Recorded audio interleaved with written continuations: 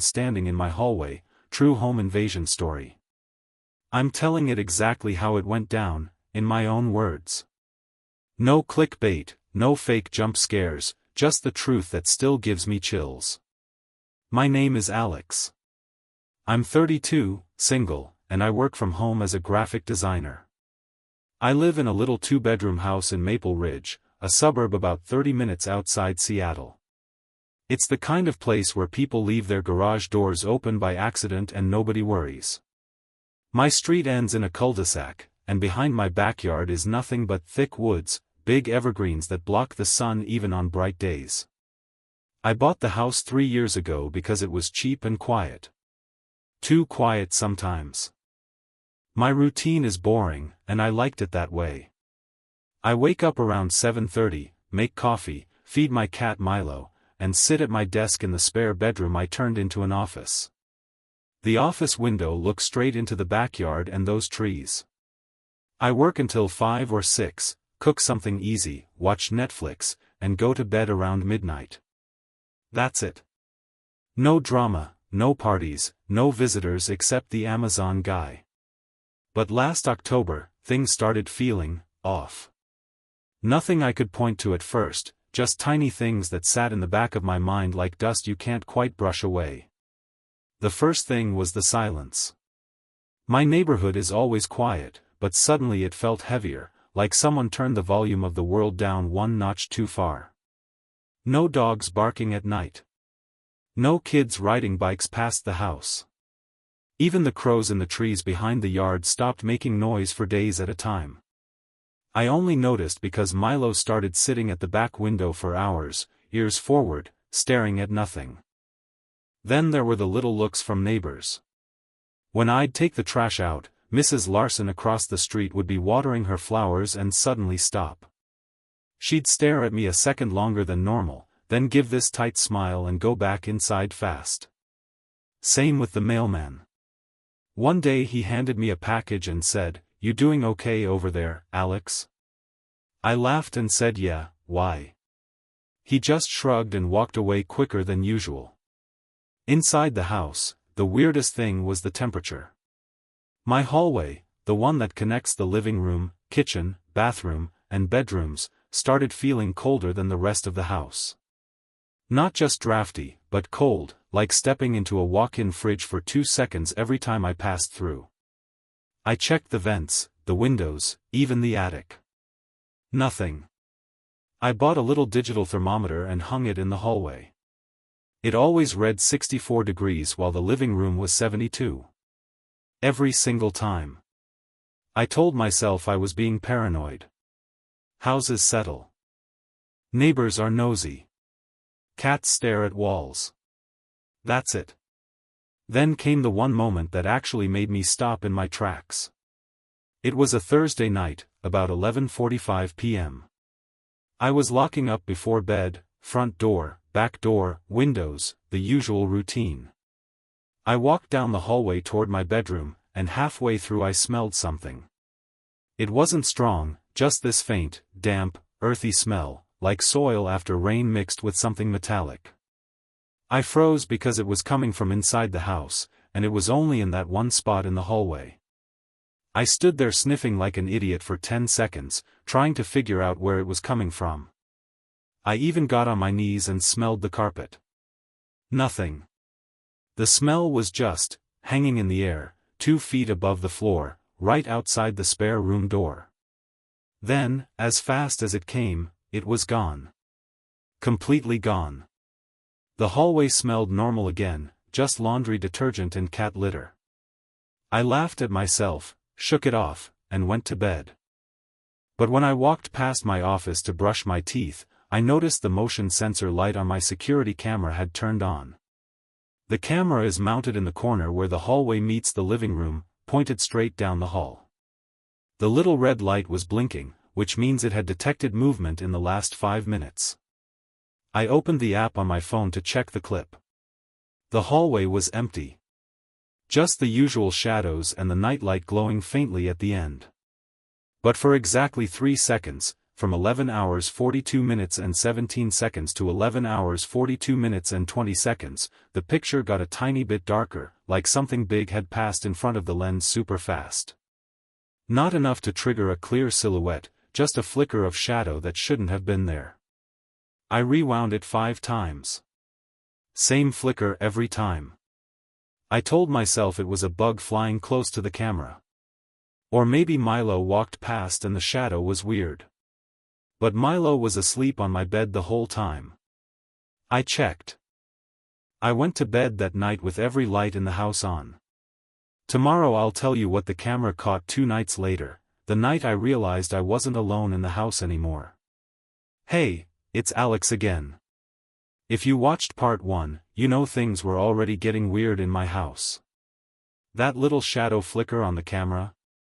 I tried to forget it. I really did. But over the next 10 days, forgetting became impossible. What started as a strange feeling turned into something that followed me everywhere, even outside the house. I'm going to tell you everything that happened, exactly in order. The first new thing was the staring. It wasn't just neighbors anymore. When I went to the grocery store 2 miles away, I kept catching people looking at me for too long.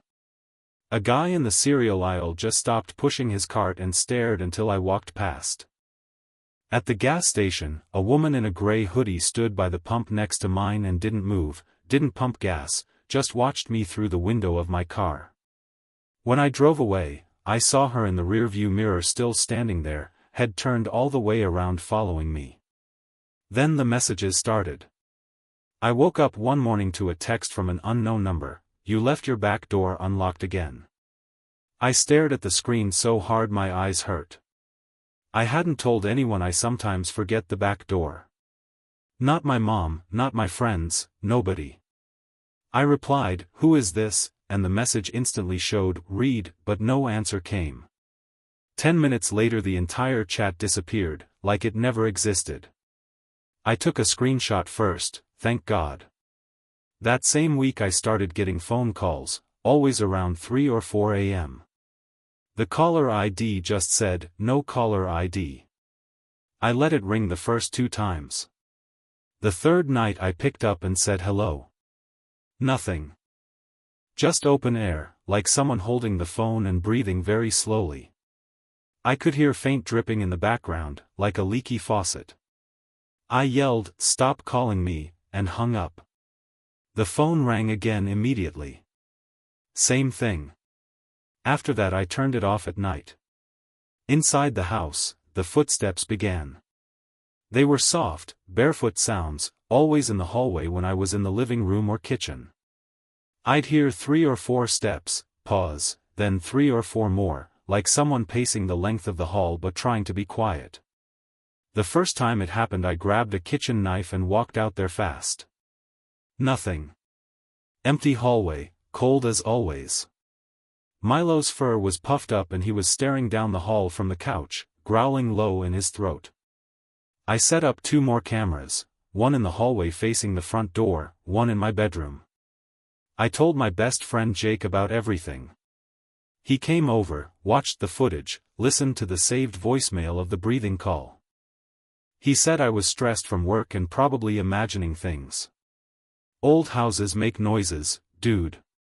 And people stare, it's Seattle, everyone's on drugs. I showed him the text screenshot. He got quiet, then said maybe someone was pranking me.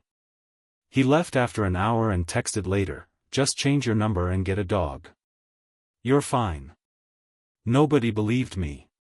My mom said I watched too many crime shows. My sister told me to take anxiety meds. But the cameras kept catching things. Little things at first, shadows moving when I was in the shower. The hallway thermometer swinging from 64 to 58 degrees in 2 seconds, then back up. One night at 2:17 a.m. the hallway camera recorded 8 full minutes of the spare room door slowly opening by itself, 1 inch every 30 seconds, until it was wide open. Nothing walked through. It just stayed open until morning. Then came the night that made my stomach drop to the floor. I was driving home from picking up takeout, about 9:30 p.m., already dark and raining hard. As I turned onto my street I noticed a car behind me, some older dark sedan, staying exactly 2 car lengths back. I slowed down, it slowed down. I sped up, it sped up. When I pulled into my driveway it kept going past the house, slow, headlights off even though it was pouring. I ran inside, locked the door, and watched through the blinds. 2 minutes later the same car came back from the other direction, slower this time, and stopped right in front of my house. The driver just sat there. I couldn't see a face, just a shape. Engine running, wipers on. 5 full minutes. Then it pulled away. I called the non-emergency police line. The officer basically said unless they get out or threaten me there's nothing they can do about suspicious driving. I didn't sleep that night. At 3:12 a.m. I heard it, 3 soft knocks on the front door. Not loud, just tap, tap, tap. Like someone testing if I was awake. Milo bolted under the bed. I grabbed my phone, ready to call 911, and tiptoed to the living room. I looked through the peephole. Nobody there. I waited 30 seconds and opened the door fast with the chain still on. Empty porch. Rain pouring. But on the welcome mat, written in wet mud that definitely wasn't there when I got home, were 4 words, "We see you Alex." The letters were made with a finger, still dripping. I took a picture, slammed the door, and pushed my couch in front of it. I sat up the rest of the night with every light on and a knife in my hand. That was the moment I knew, this wasn't random, and it wasn't in my head. They knew my name. They knew where I lived. And they had been close enough to touch my house. This is the part one still can't watch back without shaking. Everything I told you about before, the stairs, the messages, the muddy words on my mat, was scary, but it still felt like it was outside my walls. On November 3rd, the walls stopped mattering. It was a Friday night. Rain had been hammering the roof for 2 days straight, the kind of rain that makes the whole house feel wet even when it isn't. Power kept flickering. I hadn't slept more than 2 hours at a time in a week. My eyes were red, my hands wouldn't stop trembling, and every small sound made me jump. I told myself I'd stay up all night if I had to. I had all the lights on, the TV loud, a kitchen knife on the coffee table, and my phone in my hand with 911 already typed, just had to hit call. At 11:47 p.m. the power went out completely. Not a flicker this time, dead. The TV cut to black, every light died, and the silence that rushed in was so thick I could hear my own heartbeat in my ears. Boom boom. Boom boom. The only light left was the green glow of the Wi-Fi router under the TV, and the tiny red recording lights on my security cameras. I grabbed the knife and sat frozen on the couch, staring down the hallway. The darkness in there looked blacker than it ever had, like someone poured ink into it. My phone still had service. I opened the camera app to check the hallway feed. The screen loaded, and the hallway wasn't empty. There was a shape. Tall. Way taller than me. Standing perfectly still right outside my bedroom door, maybe 15 feet from where I was sitting. The night vision made everything green and grainy, but I could see it clear enough, no face details, just a solid black silhouette against the slightly lighter wall. Arms hanging straight down. Head tilted a tiny bit to the side, like it was listening. I stopped breathing. My lungs just locked. The knife slipped in my sweaty hand. The figure didn't move for 23 seconds. I counted every one. Then it took one slow step forward. Bare feet. I heard it in real life the same second I saw it on the screen, soft, wet slap on the hardwood. Slap, pause, slap, pause. Like it was walking through puddles that weren't there. I forced air into my chest and whispered, "No, no, no," over and over. My legs felt filled with cement. I couldn't stand up. Another step. Another wet slap. It was halfway down the hall now. The temperature in the living room dropped so fast I saw my own breath. On the camera, it stopped again. The head moved, slowly, too slowly, like it was turning to look straight into the lens. Even though I knew it couldn't see the camera in the dark, my skin crawled like 1,000 bugs. Then the hallway camera died. The feed went black. No signal. But the footsteps kept coming. Slap, slap, slap. Closer. Into the living room now. I could smell that same damp earth and metal smell from before, only 10 times stronger, like someone opened a grave. I finally screamed, some ugly, broken sound, and jumped up from the couch. The knife fell. I spun around in the dark, trying to see anything, but it was pure black. The shape was somewhere in the room with me. I felt it more than saw it. The air got heavier, colder, like standing next to a freezer door that just opened. Something brushed the back of my neck. Fingertips. Cold, wet fingertips. I ran. I crashed into the wall first, bounced off, found the front door by memory. My shaking hands fought the deadbolt. Behind me, 3 feet away, maybe less, I heard breathing. Slow, patient breathing, in and out through the nose. I smelled rot. The lock finally clicked. I yanked the door open and fell out onto the porch. Cold rain hit my face like needles. I scrambled up, slipped on the wet wood, and ran barefoot into the street screaming for help. I looked back once. The front door was still wide open.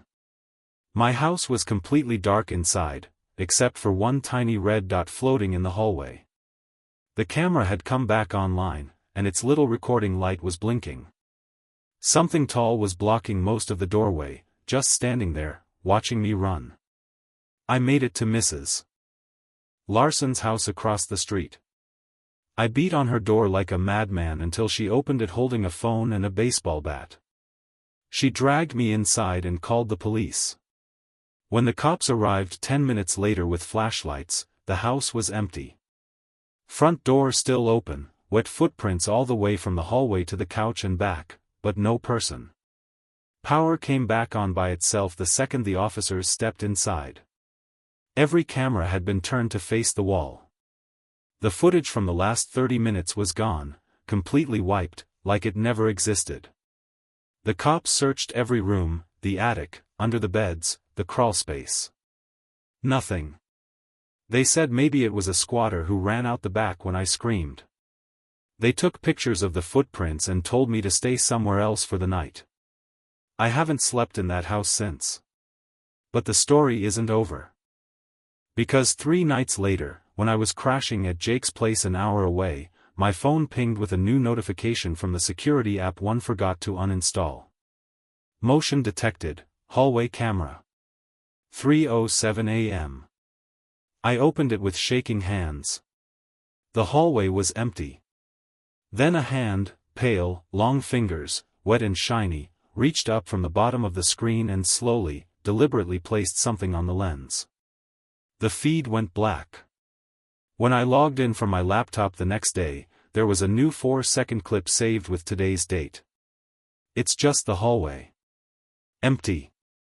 But at the very end, for one single frame, a face fills the entire screen, pressed right up to the camera, eyes wide, smiling. And it's looking straight at me. This is the final part. If you made it this far, thank you, and I'm sorry. Because even now, over a year later, I don't have a clean ending for you. I only have what's left of my life and one question that won't leave me alone. After that night, everything fell apart fast. The police filed a report, residential burglary with no theft, suspect fled. They took the muddy footprints and the wiped cameras seriously, but there was no DNA, no fingerprints, no face. Just wet prints that stopped at the back door like the person walked straight into the woods and disappeared. They told me to change the locks, get a dog, and call if anything else happened. I nodded, but I already knew I was never sleeping in that house again. I stayed with Jake for 2 weeks. I barely ate, barely spoke. My boss called and asked why I missed 3 deadlines in a row. When I tried to explain, he thought I was having a breakdown. I quit the next day. Couldn't even open my laptop without seeing that one frozen frame of the face pressed against the lens. My family finally believed me when they saw me in person. I'd lost 15 pounds, my hands shook constantly, and I flinched every time a door closed. Mom drove up from Oregon and helped me pack what little I wanted to keep. We hired movers for the rest. I sold the house in February for 20 grand under asking. No one wants a place where something like that happened. The new owners are a young couple. I never told them the full story. I still feel guilty. I moved 4 times in 8 months. First a studio in downtown Seattle, too many people, too many shadows in hallways.